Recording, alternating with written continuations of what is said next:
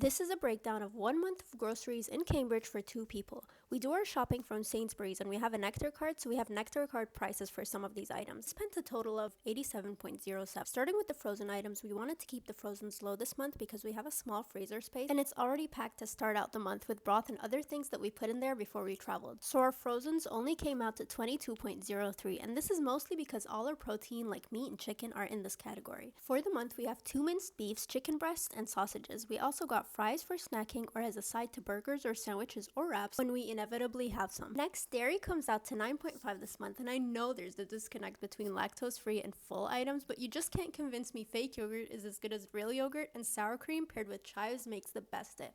Next, for spices and flavoring, we're under $5 because we already have all the spices and sauces. This is just replenishing the stores. The next category is a bit confusing, but I think of rice, pasta, and bread in terms of the food triangle and the space that the food is supposed to take on your plate. So to me, those are carbs. And eggs made it in here too, as a staple. Potatoes would have been in here too if we needed any, so that might help you visualize this category better. Just go with it. For 2 kilograms of rice, we paid around 3.5, and I'm a big fan of instant noodles, and I know this isn't pasta, but it's yummy, it's slightly healthier than a snack. Just let it go, whatever. Moving on, we have fruits and vegetables. Starting with vegetables, which cost us 8.4 surprisingly. You always think of eating healthy as the more expensive alternative, which apparently it's not, at least in terms of vegetables. Fruits, on the other hand, can be pricey, which is why we opted for buying whole melons this time around. And I found that cutting them was so much easier than spending double that amount for a fraction of the melon. All you have to do is go in with a sharp knife and it'll come apart like butter. I cut them in eighths. If you have a garden, you can use the rind as a great addition to your fertilizer. I ended up with this much consumable watermelon and cantaloupes just for the collective of 4.4 pounds.